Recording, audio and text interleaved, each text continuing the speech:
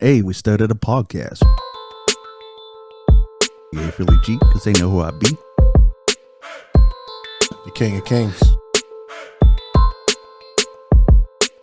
I'm back. What it do, people?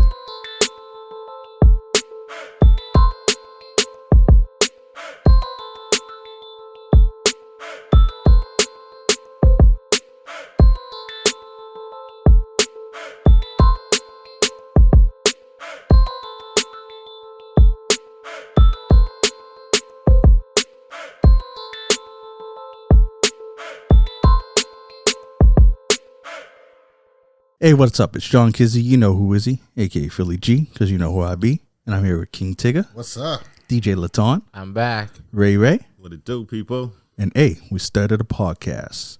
And we here with a deep dive of this is our first repeat, artist. This is the first time we're doing an artist that we've already done before. Yes.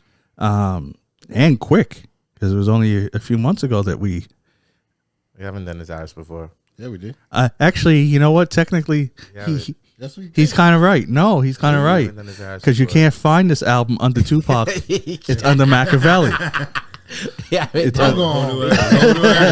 so it's a different person. yeah, man. I guess there you go. He's a different. Yeah, because I was looking It's for it a under rebirth, Pac man. and I couldn't find it.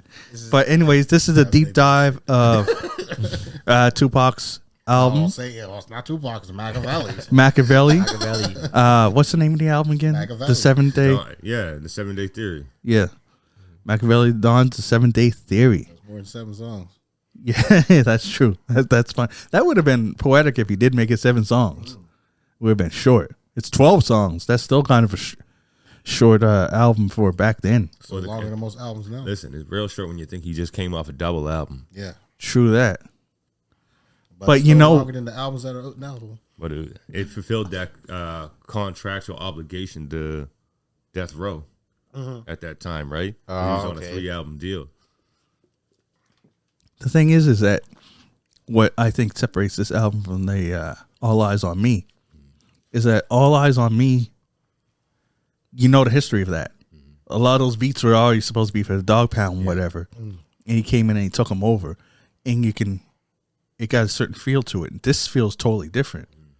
This kind of feels like it was from the ground up more than the other album. But let's get right into it.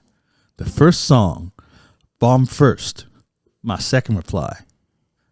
It's kind of funny when you get a reply when the opposition ain't even said nothing. you put out hit him up, you kill him. He don't say shit but some stupid what's that line on Brooklyn's Finest. If they had kids, she probably had 2 Pacs. That was weak. But it was enough for Pac to be like, okay, well, here's another one. And he got his Outlaws on there. This is I was a really big fan of the Outlaws because I really like them. Even though I don't like in a lot of like media and stuff, I seen one where they called the Outlaws Tupac's background singers. Yeah, that's disrespectful. I was like, nah, man. That's real disrespectful. I mean, I haven't been a fan of like Outlaws moving past Tupac, but like Makaveli is an album where the Outlaws did get a lot of shine on there. Right. Like they had cold Yeah. verses. Oh yes, they did. You know what's is I think is so crazy about the East Coast West Coast thing is that the biggest opposition or the biggest part of the West Coast that was seen it going at the East Coast was Tupac and the Outlaws. Pac from Baltimore. Yep. The Outlaws of Jersey. That's why it's never East versus West. Bro. That's why. Yes, I know. Pac, even on this, he opens up. It's not about East versus West. No. And he says it's riders punks. Yeah. The person who made it East versus West, though, that was Suge. Yes. That was Yes. Suge at the Source Awards. Yeah. But hey, did you hear that though? He wasn't talking about Diddy. He was talking about Jermaine Dupri. I mean, that could line up. He did smack Jermaine Dupri, but he Yeah. was trying to get at Diddy in the same. It's because gas. he said that because he said later on that because him and Diddy talked and he's like he's talking about Jermaine Dupri, And like you said, that does line up because he did say something with Jermaine Dupri on that. Yeah, dancing in the videos, all in the songs, and Jermaine Dupri was doing that as well. Yeah. Wow. It does line up. You know what I mean? But Jermaine Dupri. Really But the thing is that He was talking to Diddy, bro. Yeah, he had to be because there was no clarification yeah. after that because you got to remember that at that Source Awards, Diddy took the stage and addressed it. I'm the producer that those remarks were made about, that kind of thing, and he was talking all peace and love at that point. Right? yeah, but that's how he took it. But you got to remember there was no social media. Yeah. If that happened right now, you probably see a tweet where Suge say, "No, I was talking about that Jermaine Dupri," you know, blah blah blah, and then that beef would have. Fuck, social media could have ended the East Coast West Coast thing. So what you're trying to say, the real beef was between the West and the South. Yeah. See, That's crazy. I don't know if I necessarily agree with that theory, just for the simple fact is like the stuff that was going on in the background behind that, because that same event where I was talking about where Suge slapped Jermaine Dupri and tried to get at Diddy, his bodyguard stopped that. Suge's bodyguard stepped in. They had choice words, calm things down, and then the club got shut down. And upon the club being shut down, Suge Knight's bodyguard, which was one of his best friends, was killed. Which ended up coming out later on that it was Puffy's bodyguard who killed him. Now that was started. So even if it wasn't initially about, So like, so even if it wasn't history, initially right? about him, even if he did mean that what he said about Jermaine Dupri, that shit would have flipped it right there. Suge did. Shit. Suge killed his own bodyguard because he stopped him. He got in his way. Shit. Anyways, bomb Suge first. alone, he might give us a call. Call, nigga. Oh yeah, get him on the show. Get him on the show. Tell you one thing, I ain't scared no man in this world. So, yeah, I already know. As you shouldn't be. As you shouldn't be. No. You get on the Bluetooth. It's crazy. So bomb first. My second reply. What do y'all guys think about this track? I think it's a perfect opening to it. Oh, most an album. definitely. Most definitely. First time I'm hearing it.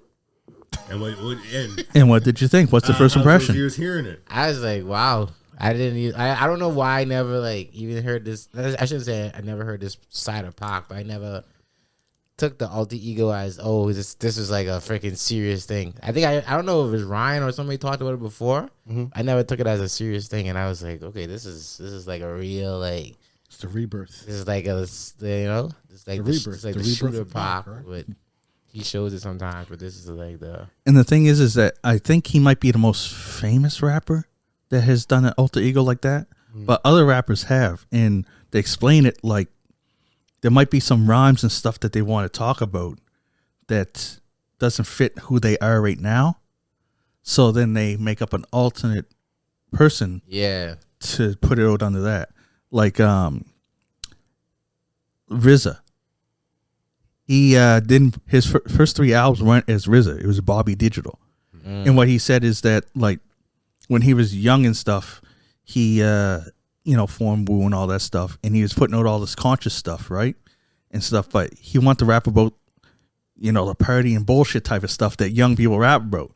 He wanted to get that out of the system. So he said that's Bobby Digital. He's the guy talking about bitches and and all that stuff like that. And that music didn't sound like stuff that RZA would put out. It was that. And this could be like Pac. Pac was like, because if you look in contrast to All Eyes on Me, this is like two sides to the same coin. It's totally different. So this is the stuff he wanted to put out as Makaveli, because that's who he was on this album. Yeah. Well, and I know there was lots of speculation about him leaving Death Row after this point, and then he was going to start his own Makaveli Records and taking the Outlaws with him. Yeah.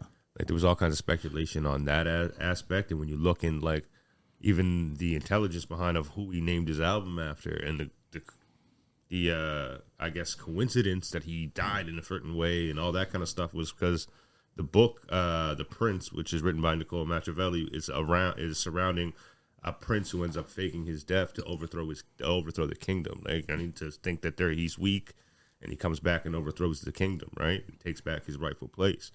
So when you look at like what was going on in Pac's mind and his career at the time, like he just got out of jail from really detrimental things. If somebody was to say that about you, it's going to impact your career, your life, people who hang around you, all those kind of things, right? Yeah. And he came out with a double album, kind of bringing his empire back, right?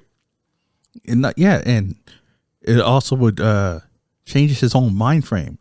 Like for someone that did uplifting songs like Brenda's Got a Baby, and then have someone accused like this is because he always claimed he's innocent. So I'm just going to speak from his mind frame. To have someone accuse you of something you didn't do, something like crazy that you're totally against, that weighs on you, man. So that would definitely change you, right? So then you're coming with a whole new perspective. Yeah. And yeah, it kind of fits the whole Makaveli theme, right? But Bro, how you feel about all these fucking doppelgangers out there? doppelgangers looking like Pac. Oh my Like, fucking! I think that those are like crazy, AI things, but they wouldn't make him look like it's like an old version of him. Yeah. Oh man, I was like, what? It's freaking crazy. Bro. That's the thing with AI now, man. It's crazy because they can not only can they do that, they can make you sound exactly like them. Yeah, crazy. They're saying that the one that played him in that Yeah, I saw that. series. Now, first they try to say it was him. I'm like, he's too fucking young, right? Now they're trying to say it's either a son that he didn't know about, or knew about, or a nephew. Well, there was an interview actually with that same actor talking about his father used to produce his father actually helped produce Toss It Up. There you go. And it just goes to it because it's like one of those meme things, right? And it just goes to another guy, wait, we need to check, make sure Pac wasn't in the room with your mother alone. Exactly, right? Exactly. You know what I mean? He looks a lot like him. It's the nose, right? It's the nose and the eyes. It's like, bro. Now, where you were saying that the Outlaws are highlighted a lot on this album, the one thing I miss is that I think that like a lot of people don't know the difference between Outlaws and Outlaw Immortals. Like Outlaw Immortals was when Thug Life and Outlaws were all one big group. I like that song When We Ride. That was my jam, and I thought that was like crazy. But Thug Life portion of the Outlaws Immortals isn't present on this album, which I was a little disappointed with because I thought they meshed so well. That's I wonder why. Who could we ask now, right? Yeah. Because even Big Psychus did. He passed. I hate saying did. He passed away. But man, Mo Preem, I guess, is probably one of the only people still going that talks. But the Outlaws were like hungry on this, and you already said that you didn't follow them as much when Pac was gone. They did seem less hungry after Pac was gone. They didn't have that same like spark in them. Yeah. You know what I mean? It's like I always think it's like what we always call the Method Man syndrome. How when Method Man does songs by himself, they're dope. Yeah. But when he does it with somebody else, it's like he's like, okay, I got to outdo this guy. Yeah. It seemed like the Outlaws would all do that to Pac. When they were on the song with Pac, they were like competing with Pac. Oh, yeah. And they always came like, I won't lie, there's songs where Idi Amin was my favorite over Pac on tracks. And sometimes Castro just killed it. I'm like, man, these guys is crazy. Yeah. And then later when they put out their albums, I'm like expecting that, and it's just that spark is missing. Yeah. So it's almost push. That push that he gave in the studio, right? Exactly. Sometimes, like when people say, yo, the group's not good without this guy, it doesn't always mean that guy's verses and stuff is what's keeping the group together. It could be that guy's energy that's making everybody else just go crazy. Yeah. And I think that's one thing that's where the Outlaws got hurt. And also you got to look at what happened to Death Row. Yeah. After Tupac, it imploded. You know, Suge Knight got 8 years for a kick in the head, a parole violation. Like what? Like 6 months after Tupac passed, he was in jail. Yeah. Like for those 8 years. Yeah. Yeah. I mean, at the same time, it's like war, right? If you don't have a solid leader, you know, behind you, telling you what to do, you're just running around with your gun shooting at anything that you can shoot at, right? Yeah. So, you know, you don't got that direction that you need, and that's probably what was lacking for them to continue on with their journey of the industry. So, you know, and like you said, Suge Knight, he's in jail. Snoop's out the door. Dre's out the door. Know what I mean? The Dog Pound ain't really trying to fuck with no one. They're imploding within their own group, like they were breaking up. You know, so you don't got that leadership there. So therefore, you know, you don't know Who do I fall on? Yeah. There's this East Coast, West Coast beef going on. The only other top producer that I can go to, we were talking shit about. Yeah. You know what I mean? Yeah. Or two. Well, as you just said, now both of them, Jermaine Dupri and Puffy, we're talking shit about both of them. Yeah. So, And Dre. yeah. So the only other person I can go to will be what, Master P at the time, or over to Birdman. Yeah. You know what I mean? So, Yeah, it's like it's like who do I go to? it's definitely like Right? what they would say, like pulling the rug from under them. Yeah. It's like because everything went like you just lost Pac. The label you aligned with is falling apart. Yeah. It's like so you don't even have no normalcy. At least if after losing Pac, if you still had the Death Row, would bounce back and run business as usual, you'd have some normalcy and you'd be able to keep on and whatever. But it's like almost like they had to start over. Yeah. And that's the thing, right? So, like I said, who do they go to? You got really two people that you could went to, P or fucking Birdie, right? Yeah, and I mean, don't get me wrong. There was others, but who were going to fall within that category of pushing their music. Because then you're basically by pushing your music, you're also aligning yourself against Bad Boy. Yeah. Yeah. And remember, this was before P made it real big, right? Yeah. Because, with P's love for Pac, Yeah. like I don't know him personally, but just with his perceived love for Pac, he probably would have took in the Outlaws Yeah. and helped them. Well, he took in Snoop. True. Yeah. See? Yeah. But He was a little different bit better. monster, Snoop is a different monster, and he was a little bit better in the circumstances than like when Pac passed, right? Yeah. A couple years after. I think the love for Pac was there the same with Snoop for P, right? So, Yeah. Just I don't know. Yeah. So it couldn't even go like to the because there was like speculation about the Outlaws and Dog Pound like warring with each other, beefing with each other. I guarantee they were. Yeah. Guarantee they were, right? well, you got to think if they were talking about East Coast, West Coast stuff, and they are from the East Coast, and Dog Pound then did New York, knocking down the buildings and stuff. There might have been a little bit of tension because they didn't grow up far from those buildings. Yeah, exactly, right? You know what I mean? But It's so funny. Yeah, East Coast rappers saying "fuck the East." no, remember they never said fuck the East. No, but that was speculation of it all, true right? that.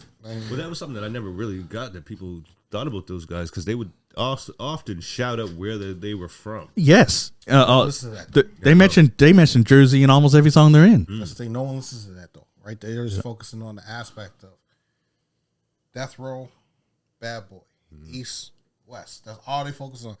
Like, I've heard it. They show, like you said, they show no Jersey and everything else. I heard it. I'm like, oh, that's why I even went on the deep. I was like, Pocky ain't even from West Coast. They from Baltimore. But he represents the Bay. Yeah. Now, see, the more you got me thinking about it, I'm not think. Did the Outlaws ever rep the West, or were they always even Jersey? I think they always rep Jersey, but They rep West like that. yeah, About it. just with their hands, right? Yeah, I mean. Cool. Now we're saying all this just because they're focused a lot. They're featured predominantly on the album, and we're just sad to see that they didn't go where we think they could have went. DJ Lutar falling asleep over I'm glad I'm here for this history lesson on behind the scenes for the album. Yeah. I thought y'all would do this for me. Y'all would bring in the full picture. I listened to the songs and I say, bet you these guys know why these songs. Yeah. Because I'm like, there's a story behind this one. Definitely. Yeah. So Bomb First was definitely. Oh, sorry, go ahead. Sorry. No, there's the Jay-Z thing I don't even know about either. Oh, yeah. So I was like, oh, Frank, like Pac hated Jay-Z for something. Anyway, go ahead. I guess that would have been the other one that he could have went to. Damon Dash too. They could have went to Damon Yeah. Dash. I forgot Let me about that. to put it in perspective for you. Pac was his mentality was on that on comparable to 50. Jay-Z was guilty because he's standing next to Biggie. Oh, okay. And would do some perceived subliminals, I guess you could say. I think it was a little bit different than that. Same with Nas. Because Tupac said it. What? He said, told y'all when I came out it was just about Biggie, but everybody had to open their mouth with that motherfucking opinion. Yeah. That's what I'm saying. That's what I'm saying. Fuck you, fuck you, fuck you. Yeah. Oh, okay. That's why I said perceived subliminals. Yeah. You know what I mean? Okay. I don't know that I ever heard Jay-Z straight up say fuck Tupac, but he would have said some things that could be perceived as disrespect. And next to Biggie. That's all it takes. Well, in the song where Biggie did that whack ass diss towards Pac. It was Jay-Z's song. Oh, there you go. That's enough right there. Brooklyn's finest. You know what I mean? He gave him more than what 50 would give him. yeah. And Mob, you guys share the same street. Oh, you my enemy? No. and Mob Deep did this. They dissed Pac. Yeah. Mob Deep drop a jewel on him. Mob Deep dissed Tupac, and Nas. I don't know. I think he dissed Pac. There was a lot of speculation about the disses, about Nas dissing Tupac. I don't think there was actually a diss. I think it was more of like he thought you're right. Nas was trying to jack his style later on. In life. Actually, you're right, because I heard them. They met. It was Young Noble, member of the Outlaws. They said something, and Nas said something, and they cleared it up. How they actually met at Bryant Park in New York, which is funny. My hotel was like almost across the street from that when I was in New York. But like to drop the vacation drops in there. Yeah. Mexico. It's a nice area. It's a nice area. But he said that they all met there and they talked it out, and the disses that Pac had, he was going to take them off the album and stuff, because it was just a misunderstanding between Nas and Pac. They actually did have respect for each other. Yeah. And something could have been, but he passed, so. Yeah, I think that happened the night that Tupac was pushing the Death Row East, because their crews met up with each other during that, right? Yeah, and pretty sure Pac was told you want to squash it with this guy, right? So, like, Nas is about that life, right? Yeah. And if he don't do it, he knows someone that will do it. So Well, Nas has a song where he details the whole thing, man. It's actually a pretty intelligent song that kind of Nas is able to break down the whole industry beef and how these guys met up with each other and both crews were ready to go, but they kind of squashed it and were looking at doing music together, kind of thing. And if Nas wasn't about that as much, I heard that they used to say his brother Jungle was name's Jungle. Why Nas was not scared of Suge Knight. Yeah. But I digress. Back to the songs. What did you guys think of Bomb First, my second reply? You still talking about the first one? Yeah, guys. Yeah, that's dope. It's dope. It's dope, bro. Go to the next one. We're 22 minutes in. We were just giving a history that we ain't going to have to give for every song now, because we gave enough back. I guarantee we will, but I'll try to keep it down. Yeah. Oh no, you ain't. Okay. Free Flow. Song number 2, track number 2, Hail Mary. That's my shit. Everyone knows this song. Oh yeah. Everyone. Yeah. Y'all remember the video? Yeah. That video was. Now when I watch it now, it's funny, but back then it was like crazy. It was nice. I remember introducing it to white people in class. For African Canadian Studies. Really? Believe me, when our teacher, when he heard that song, he just looked at me. I'm like, you want an inspirational song? This is an inspirational song, right? Well, sorry, it wasn't supposed to be an inspirational song. A person that had influence or inspiration on you. Yeah. And this song was inspirational to me at the time. And I brought that song in. And when Pac came on and hit, that first fucking verse, boy. I ain't no killer, but don't push me. Yeah. Revenge is like the sweetest joy. Yeah, Revenge is like the sweetest joy. Next to getting pussy. That is like. As soon as that pussy word came on, he just looked at me. Like, I'd say top 5. That's one of the top 5 opening verses. It's not number 1 for me, because I know a lot of hip hop that is crazy. Yeah. But opening bars. Like, that's right up there with, like, Inspector Deck's verse on Triumph. Right up there with, like, Biggie. It was all a dream. You know what I mean? Fuck Pac. But you know what? Pac has a lot of those. Oh, yeah. Pac has a lot of, like... At least like 20 that you can count as, like, top verses. That for sure, right? And the thing is that it's crazy. It's like... I call them cheater lines. When you open with something like that, if you're lazy, your next 4 bars could be like, meh. Because people are still fucking whoa after that. The first part, yeah. You know what I mean? Yeah. And that's like, it's crazy. It's a good song. Yeah. And featuring Outlaws. Yeah. I got an Just think where your ABV. mind is with the with saying family. them first four bars. I'm not a killer, But don't push me. me. Yeah. Basically, because revenge is like the sweetest joy next to getting pussy. Yeah. Yeah. Come on, bro. Yeah. And people have Gotta leave that man alone. Yeah. and I've heard people put their own spin on that line. Chris Calico has something in it. Something about because he's a choir boy, don't put or something like that. He has his own twist on it. Yeah. I ain't gonna quote it because I'll probably get it wrong, so I don't want to misquote him. But it's definitely iconic is the word I was looking for. It's an iconic opening and iconic lyrics. Even the chorus. I feel like Pac mentioned it a lot that he's gonna beat them with words instead of actually beating them with. And he could.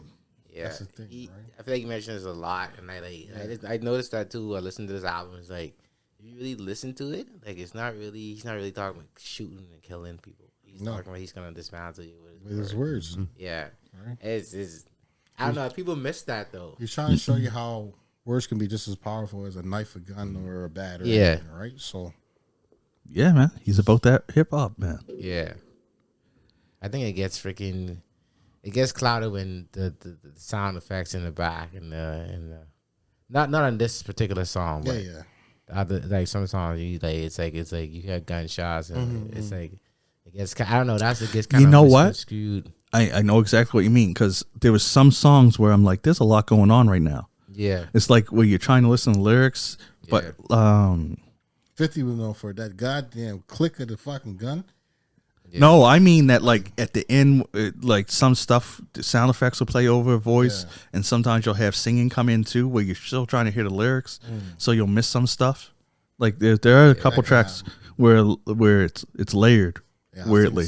I think that just back in the 90s we had a better attention span because it didn't seem muffled until I listened to it over the weekend. I was like, man, I didn't remember so much going on right now. I was able to just follow stuff back then. Now it's more. Yeah. Now song number 3, Toss It Up.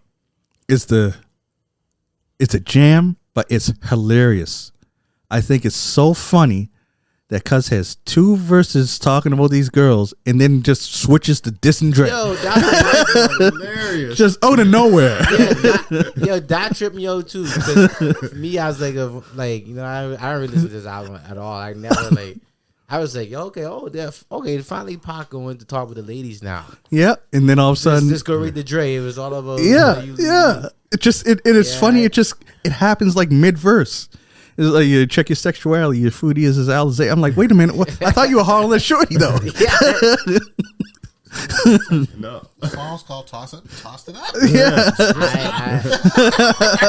I thought I was tripping out. No, I thought I was tripping. But now I'm glad you say that. First half for the ladies. I thought because I said, okay, fine. Now Tupac is. You know, I know he like put his little lady song in there. Okay, this is it. I said no. Yeah, she's not talking with freaking Dre. He's talking with Dre. You only play the first half for the women. you know what's right? Maybe that's where Kendrick got some inspiration to make a diss song a bop. Because all of a sudden you're jamming, and all of a sudden you're just talking dissing Dre. He's a humongous student of Tupac. Bro, honestly, I was going to save it till the end of this here. I was going to say G and X references this album quite a bit. Oh, it does. Oh, yeah? Right? Yeah, just with the style of plays. Like, you're still fuck, I don't want to talk about that yellow face motherfucker, but he got a whole album still dissing Drake. He got a whole. You gotta talk with him every time you talk with something. He got an album still dissing guys that he's in beef with, right? Yeah. Whether it was Biggie, whether it was Dre, because he felt not disrespected. He felt slighted by Dre. Yeah, because Dre left him when he needed him the most. That's how it sounded. This album, so, like that song, like he really hurt by Dre. Like, right. So you know, it's like listening to stuff like this back in the day. It makes me think that, man, like I said earlier, social media could have stopped a lot of beef because it feels like these guys don't get to like because a lot of stuff happens from miscommunication. Yeah. And nowadays, if you miscommunicate something, I can reach you in 2 seconds and stuff like that, right? No matter where you are. If you're busy in the studio, whatever. Yeah. Back then, they didn't even have text messaging back then. Back in the day, it was like when Dre left, and Pac's probably trying to reach him or try to get him before he can get out the door, Suge probably stopped and said, no. He said this about it, said that about it, said this about Death Row, said this about you, said this about me. Yeah. Right? So now that's just... I know, and that's in your head. And you can't be like, yo, Dre, did you say this? Yeah. Well, there's also the fact is that there's interviews with Tupac talking about Dre getting credit for producing songs that the Dog Pound produced. Yeah. It does. You know what I mean? So he already had a gripes against Dre, and he was talking about the same thing that everybody been talking about Dre, about how long it takes him to make an album. Yeah. And he was like, but 2 years on 2 songs? Like, what are we doing here? And he was talking about how, like, those guys were not getting the credit. Yeah. But Dre was getting the credit for producing songs that he didn't Daz actually even produce. said that too, right? So he said, oh, many times y'all thought it was Dr. Dre, but it was really me. Yeah. Right? So You know, it's if I'm a brand new artist coming to your label that's supposed to be like the savior of the label, or now I'm taking the front runner on your label, and you're one of the owners of the label, the main producer, and you just leave. yeah. You just leave. You don't take any money with you. You don't take any artists with you. You just leave. I'm gonna look like, well, something messed up going here. Maybe he don't like me. Yeah. Yeah. You know what I mean? Maybe there's something going on here that I don't know about. Shook, what's going on? and the thing And then is, what Suge gonna say? yeah. He said this about me. Yeah, He yeah. said this about Death, bro. Yeah. He tried to take all this money from us, but I wouldn't let him because you know who I am, Pac. You know who I am. Yeah. I'm riding I with know. you, Shook. Yeah, for sure. So- And you know, like if you look at the timeline and stuff, it's not like Dre and Pac had a type of relationship where they'd probably even reach out to each other because Suge is the one that saved them. So you're already inclined to take Suge's side. Yep. And then when Suge is saying that Pac, did this, why wouldn't you believe him Yeah. over? Also, Suge and Tupac had a prior relationship where Suge paid him like, I think it was like $30,000 to do a certain verse on one of the soundtracks. South Park, yeah. Right? So he didn't have that prior relationship with Dre. Dre, He had yeah. it with Suge. And Suge's the one that came and bailed him. So I got to ride with the person who's helping me out and trying to get me out of jail. Yeah. So that's why on Toss Him Up, he tossed them up. Toss the verse up. Split it up in half. Let's go. Yeah. So next was To Live and Die in L.A. To live and die. in This is just a riding song, is right? the place to That's the be. vibe. That was my shit. Yeah. That was my Still to this day, I don't. Yeah, you put that on and you go and see Yeah. everybody bop to that. Yeah. I personally don't. This wasn't one of my jams on the album. I like it because it's freaking it's Tupac showing his storytelling. Yeah. His storytelling, like one of his strengths. This like, goes back to like Brenda Has a Baby type of thing. Yeah, Right? like, He's telling the story. Yeah, I loved his freaking- verses. I loved his verses. Just the chorus just never grabbed me. I like the chorus. I like the song. That's a man. summertime song. Yeah.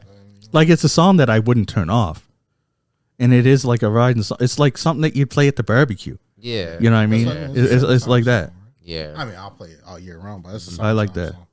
Listen, I'm tired of sitting here trying to convince you on these songs. Fuck this shit. I like it. Hey, it's all good. He's giving the city a lot of love in that song. Yeah. Yeah. Yeah. And of all different Yeah. cultures, all different It's races new that home, make right? up that city. Yeah. And that's what probably makes it mean even more when he's not even native there. Yeah.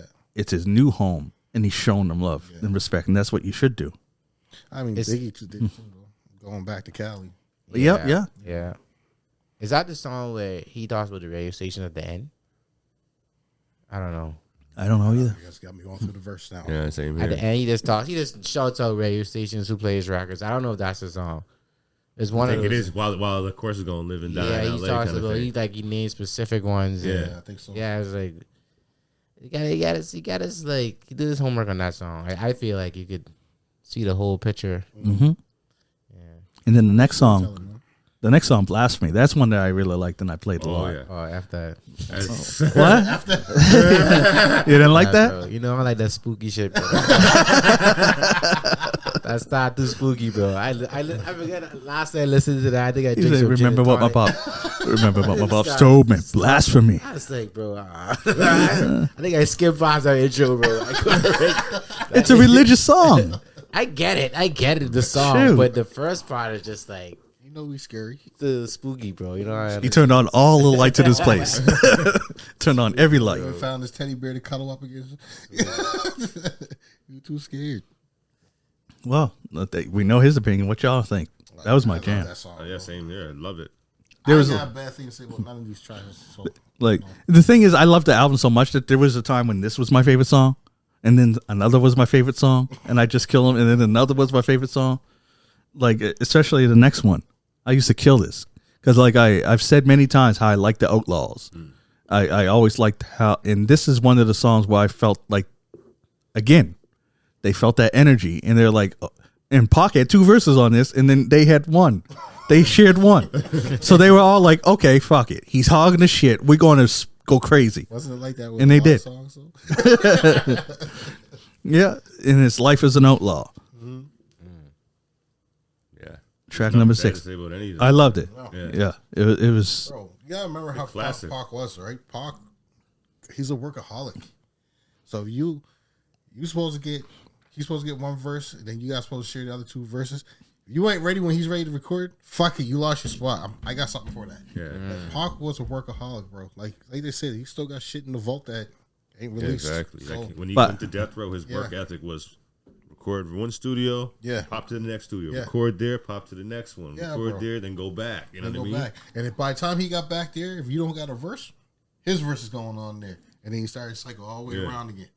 Yeah, like bro, the thing I liked about the arrangement of this song is like the first 2 verses is Pac, and then on the second one it's like Pac turns to them and talks to Napoleon, and you know, you down the dive for me, you know, and then Napoleon's and then he just comes in and just spits. It's crazy, man. It's a crazy track. Yeah. Outlaws shine on everywhere on this album. It had you hype that. Because it came out, like, Pac was already passed after this happened. This album came out. Yeah. So it had you hype, like, okay, he's gone, but it's in good hands. These guys got this. So that's why. I wonder if that album was done. It was. Done. It was done, but it wasn't released. It wasn't released, right? Yeah. Like I say many times, I always fact check after the episode, and I check the dates of when Life After Death was recorded and when it came out, and this and when it came out. And yeah, that's why, remember we had one album debate? Yeah. The debate, that's a good word for it. If these albums anyways, if these albums should count, and they definitely would, because they were completely done while the person was alive, and they were off to the press. They were just getting ready to get released, right? There were no changes that could be made. Right. But they changed the back cover. Well, that's different. You can change the cover. That's all graphics, right? Yeah. That's something that could be changed. Yeah. But the album was too late to change. Like, I think Biggie died like a week before the album came out. Just a week. Jesus. Like, that was his press tour. Yeah, like that was already probably in the stores ready to get released. It wasn't. It was supposed to come out a month after. But Puffy being Puffy, seen a chance. Hey, you just died. I can make more money off of this because you just fucking died. Let's get it out as soon as possible. Well, it still had to have been pressed up because you can't. No, still had to be pressed up. So he was in his press run. It might not have been out yet, but he was in his press run, promoting the album, going to places. That's what led him to LA, right? Yeah. So that means like I know this because I used to do reviews and I'd get albums early. So I know that an album could be out and done and in the stores, but they just ain't allowed to release it until the date that the label wants to be out. So they had these albums was done. So Puffy pushed the time out the fucking dirty bastard. But Life is Outlaw, I liked it. I know you didn't like Blasphemy. What did you think of this one though? I like it. I don't think I really pulled a lot from it. I didn't really like. I can't remember like what the grasp of it was. Like I can't remember. Like I think it was just Life of Outlaw. I think the first lyrics is why explain the game to niggas ain't listening. I guess I was listening. I was listening. I wasn't listening. Guys, you know what's funny? If you can't say he get the fuck out the kitchen, I took that and sampled it for one of our songs. We had a song called Hell's Kitchen, and then I did a Hell's Kitchen remix, and we put that in there. Oh, okay, nice. Yeah, I can't remember. I don't remember a big pull out of this song. It wasn't one of my like memorable moments. Cool. All right, so the next one. What about the next one? And that's Just Like Daddy. I was confused about this one. It wasn't one of my favorites. It's one of the songs I listened to probably the least. Even though the Outlaws shine again on this album, I just What do we do Makaveli and Outlaws? during every second song goes. Oh shit! Now that you mention it, I think this is the last song they're in. Yeah. Yeah. I don't know. I wasn't really feeling the chorus. I think this is one of the ones I got listened to again. I ain't heard it. Just like Daddy. I like the whole album, so I can't. I know I like the whole album, but just because there's a lot of music that I listen to, and a lot of I was shit that confused listen about to, this right? song because I thought it was something like he's trying to relate to his father, but then He's talking to a girl. yeah, he's talking about like I'm like He's like put me on that same pedestal. yeah, thing, that's right? what he's saying, and I was like okay, and I caught on to it. I was like because I don't know why I went to his father on that one. Yeah. All right. He's talking about all them double games out there. So the next track, which I know you said it was your favorite, and it was one of my favorites because I was a big fan of Badass, and I like his. Although his flow seems more unorthodox now as I'm older listening to it. It's like his rhyme scheme's different than I remember, but I still like it. Especially what's the song? The line, "You ain't got to be in jail to be serving time, or to be doing time." I think. In jail to be serving time. Yeah. Yeah, Oh, yeah. That was on. Time goes by, puffing on lie, hoping that it gets me high. Got a nigga going crazy. Crazy. Oh yeah, that's my shit. Crazy. Yeah. That was my jam too. What did you feel about Smoked that? a lot of weed to that song. I wasn't. And cigarettes.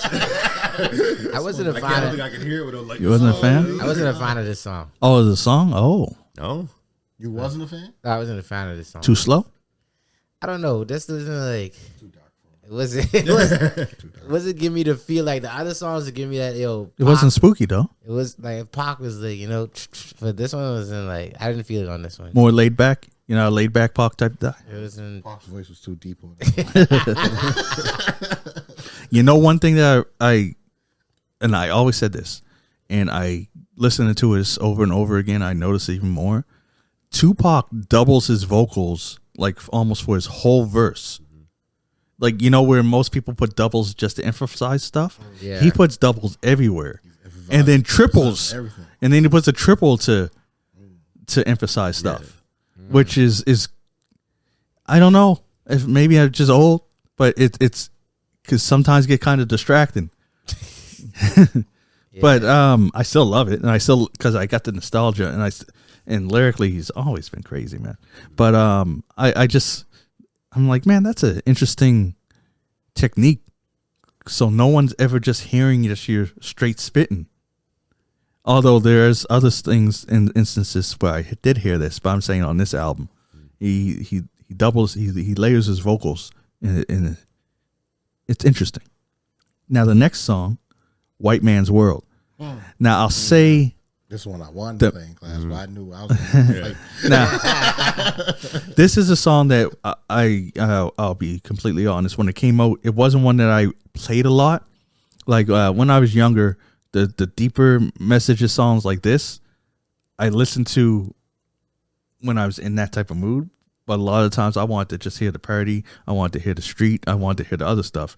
So I didn't listen to this song as much. So I wasn't as familiar with everything else. After listening to it now, I like it. I appreciate it more. She's politicking, bro. Yeah, exactly. Yeah. It's the politics part. Yeah, and back when I was, because this game, 96, I didn't give a shit about politics and stuff back then, right? I was more. He's like defending women, like he like straight to that.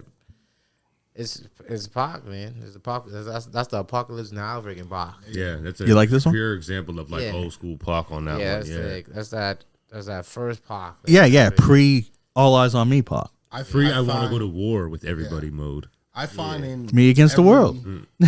Every Tupac album, there's one or two songs that are a teaching moment.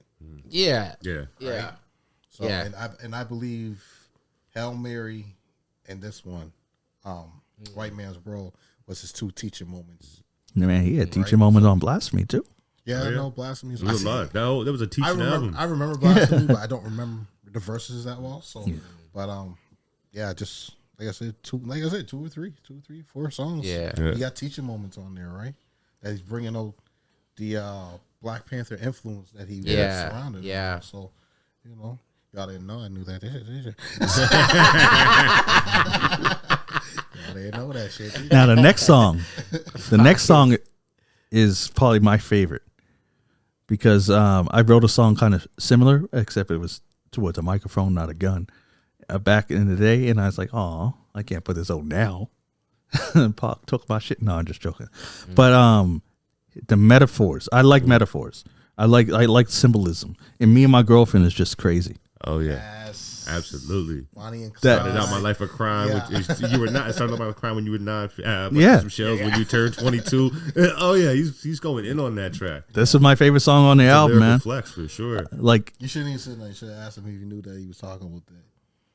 I didn't pick up on what? You know what I was thinking about this whole song when I listened to this song? This whole song, when I think about this, because Jay-Z and I was Beyonce. still stuck on the Jay-Z beef.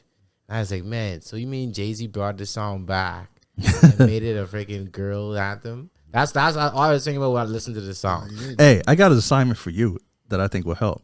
Yeah, You know, on Spotify, when you listen to songs, you can click down and see the lyrics. yes, If you read the lyrics, yeah, it would definitely make the song more apparent for you.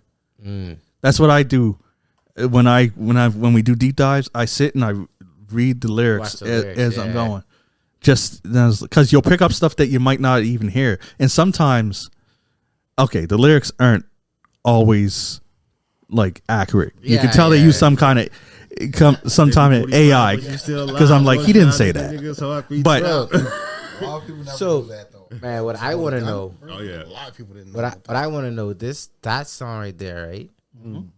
Jay-Z took that a couple years later and made that into a freaking. like he did with everyone else's shit. a lot of years later, Yeah. But like thinking Writer, not a writer. thinking about Pac dissing him on this exact album, and then Jay-Z taking it and making it into like a Bonnie and Clyde. That's what the song. I think Bonnie and Clyde 03 is the song. Who's going to respond back to him? No one, because Pac is dead. but it's crazy. Like that Jay is kind of sick, you know. Oh yeah. He's sick. yeah, man. People it's- don't realize the sick tactics Yeah, that this he- guy is ready to do. He, like I listened to the song. I was like, "Yo, Jay-Z diabolical, man." like this man diss you on this track. He's dead now. You take the song, flip it into a song that people like. People put that as their like, you know.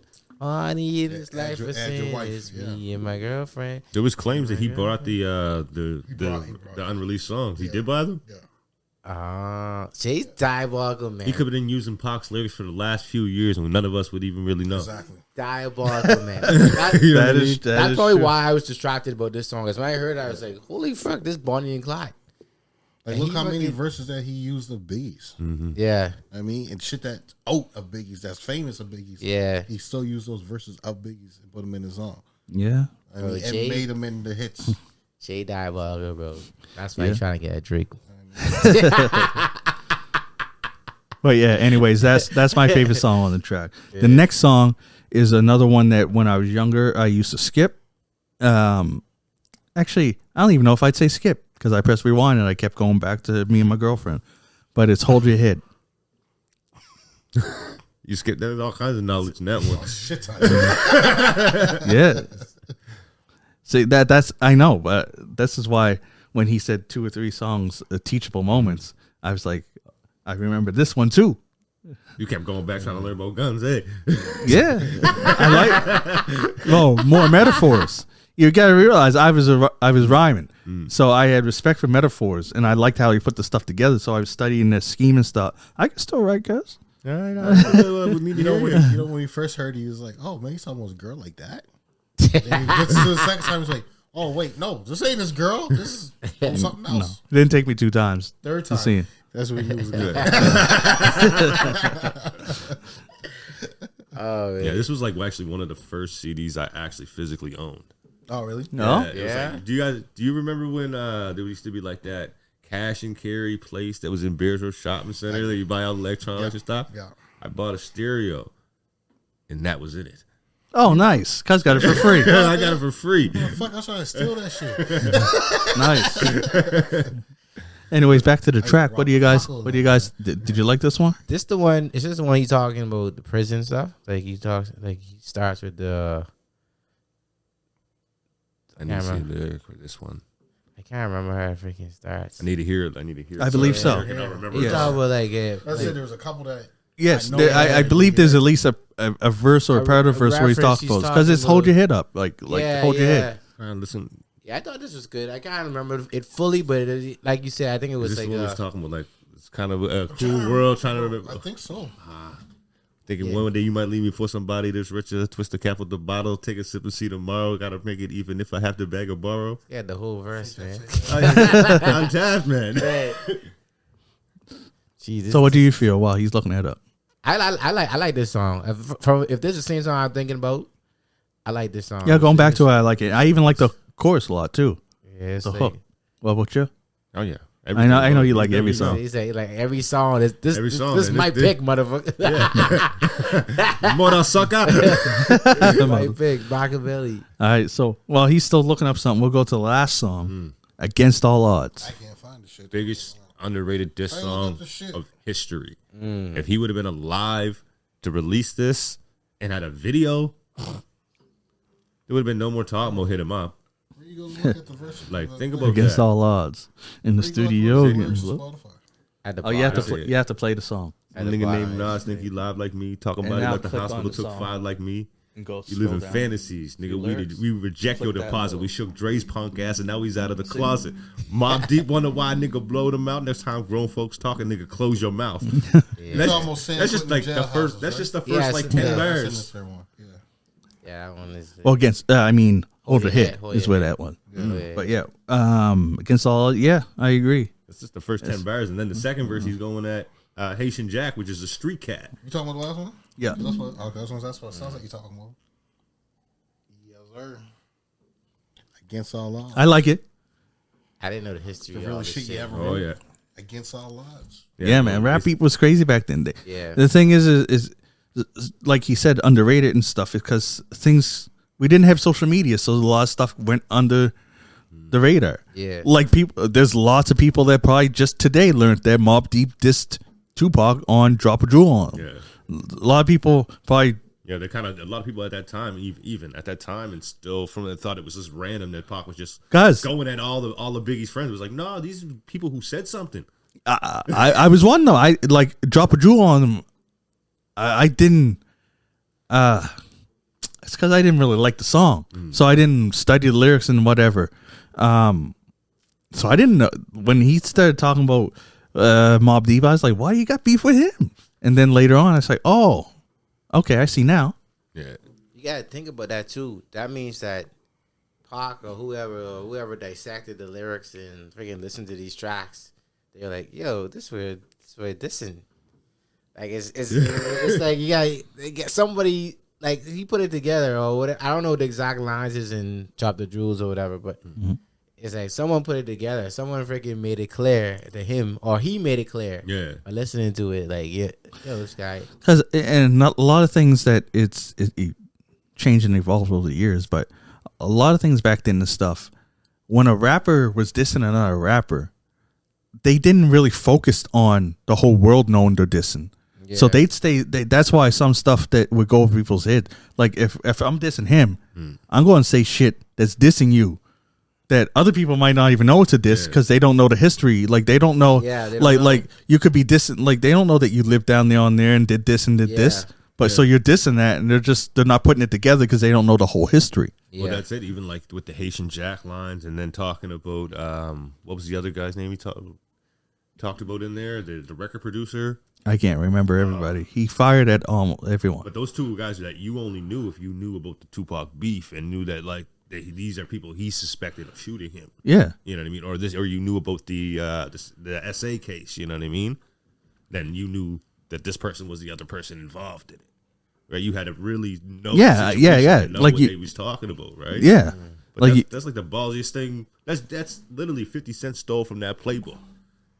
I'm gonna talk about the guys who shot me on record, and say you didn't kill me or shut me out. Yeah, yeah. That's wild. That's real ballsy. Yeah, it is. It is. So did you like the track? It's a track. Yeah. It's like, I did. It's. I know you did. Pac is. I think is Pac should be held up as one of the biggest freaking rappers of all time. Like, and his element really.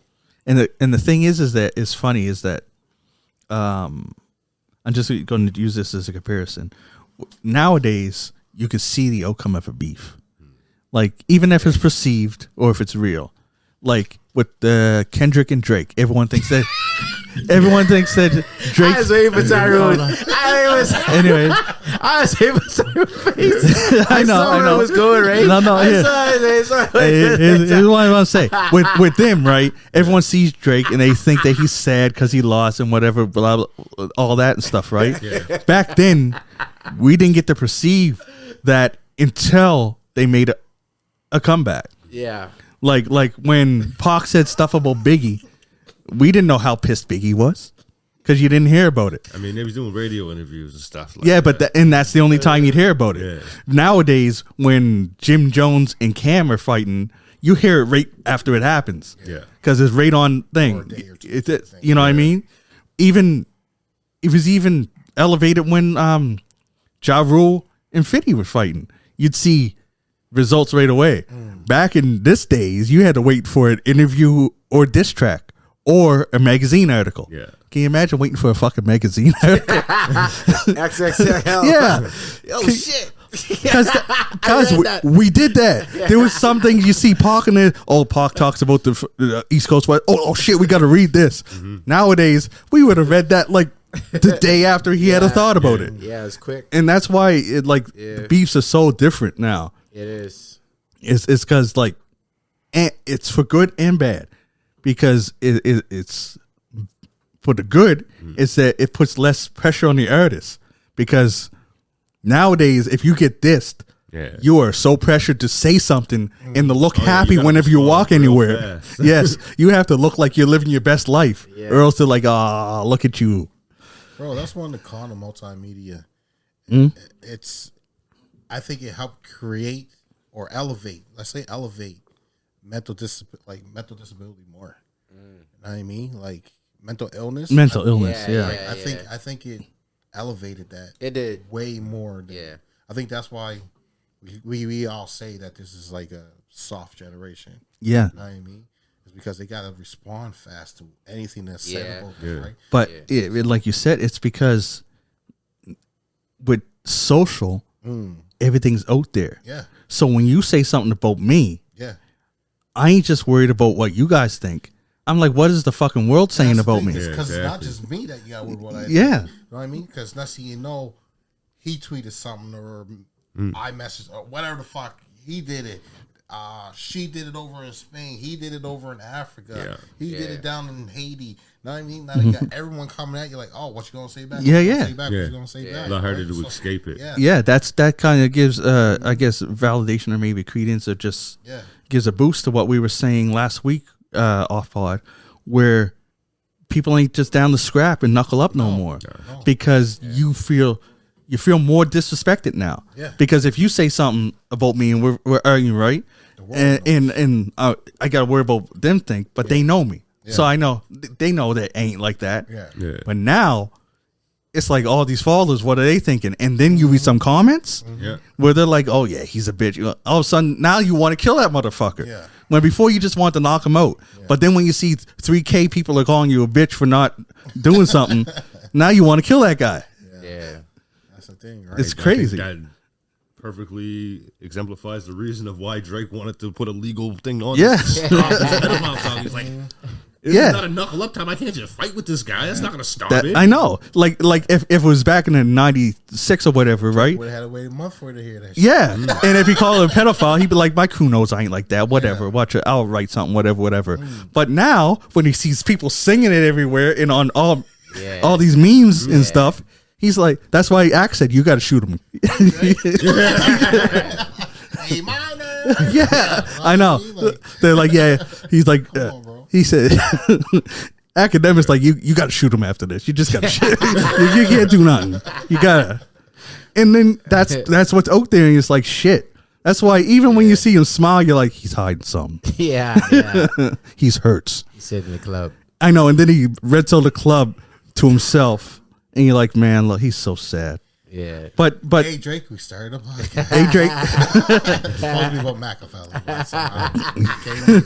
Because he's the beef of beef. But that's why, and the funny thing is that even in those, as you can see with Pac and Biggie, even though they say it wasn't attributed to the East Coast, West Coast thing, it probably was. People got murdered over that when they had less of that. So now when things are amplified, you can see why shit is fucked up. And why people, like, I think that the only weird place you can diss people is in the battles on stage where you give dap and you hug it out after stage. Yeah. I'm sorry, after the performance. Because anywhere else, people will just stew and take it to the next level. Imagine they had fucking social media when no Vaseline came up. Yeah. or fucking ether. Oh, fuck. It's funny that you brought up no Vaseline because I did see a clip where Ice Cube was talking about that. Yeah. And he was kind of like not giving credit to Pac for the hit him up record. Oh, yeah. He's like, I did Vaseline by myself. He had his little homies on. Yeah, that's what he said. But it's like, did you not listen to the song? The whole point is like, y'all ain't even on my level. Yeah. I'm going to let my little homies ride on y'all. That's the whole point. He's like, you guys ain't got nothing for me. No. Yeah. I see both sides I get of both that. sides. Yeah, I see both sides, right? Because he did take down the biggest group in hip hop at the time by himself. Every single one of them, but like personally, like was in a group with them more than like he knew Biggie a little bit. Like they hung together, did a little bit of the shows. He tried to mold Biggie up and help him a little bit, but like Ice Cube knew those guys. Yeah. Like knew those guys. Cube wrote for most of them. Exactly. He knew that they couldn't challenge him. Yeah. I write your lyrics. How you gonna write something back? True that. Hit 'em up is like a Not Like Us, man. Like that's a club. It's a club. Like it's a club play. Cool. So the album, classic. Sure. Classic. Well, it's new to you. It's new to me. I like it. I don't know. I like Is it. it a classic to you though? Well, you can't call it. I can't say it's a classic to me. I guess I gotta shoot him some bail. How if he heard it 2 times probably in your life, you can't call it a classic after that. You guys have a lot of like background knowledge of why he's doing these stuff, and I'm hearing it. I'm like, dang, dude's angry as shit. This was definitely his angry. It sounds angry as shit, right? And I like, yo, it's still good, but I mean, the songs are good. It's Pac, like I always say this about Pac. Is like I feel like he don't even need a good beat. His voice carries. His voice is the instrument, man. His voice carries these songs like easily. Yeah. That's what I say about Pac. That's why when you mix Pac with a dope beat, it's over. Yeah. Yeah, so I like the album. Like it's good. Like I didn't know Makaveli. Like I'd say it's like in the beginning of the book. I know Makaveli was so serious to him. I heard him very Superstar. I heard him saying so much time. I was like, okay, yeah, Makaveli in this man. Like, okay. It's the whole fucking album. I didn't know. I was like, where is this album at? I know. It took me a while to find it. I was looking for it too. I was like, I would have best in the group until you posted it. And yeah, because I went on to Tupac and I was like, chronological order. I was like, how are they missing this album? Where is it? So I think I typed in like Hail Mary and then went to there and then went to the album it was on. And I was like, yeah, okay. Because then I went to Makaveli as an artist and it's the only album there. I was like, that's surprising that they don't have it on both. Yes, just on one. It should be on both. I think it should like be most artists that have like 2 different names, they'll put it under both. But for him, I don't know. It is what it is. In closing, though, that's the money's going somewhere else. That could be a thing. Anyway, in closing, it's a classic album. Yeah. If you ain't heard it, I don't know how you ain't. Go hear it. Go check it out. Go look at what the original back cover used to look like. It's some wild stuff. Now, see, I got the album. Now I got to go try and look at the back cover to see what is on it. Do I have the original or do I have a copy? I don't even know. I'll check it out. Anyways, that's it for this episode. I don't know what's going on with him. Finger on that, bro. Fuck. Shit. All right. So that's our deep dive of Makaveli, first and only album. I'm John Kizzy. You know who is he? AKA Philly G. because they know who I be, and I'm here with King Tigger, Oh shit, the King of Kings. DJ Laton. I'm back. That was the most low energy I'm back ever. It's late. I barely hit the show. And Ray Ray, Take care of yourself, people. and we out. Peace. Illuminati. Illuminati.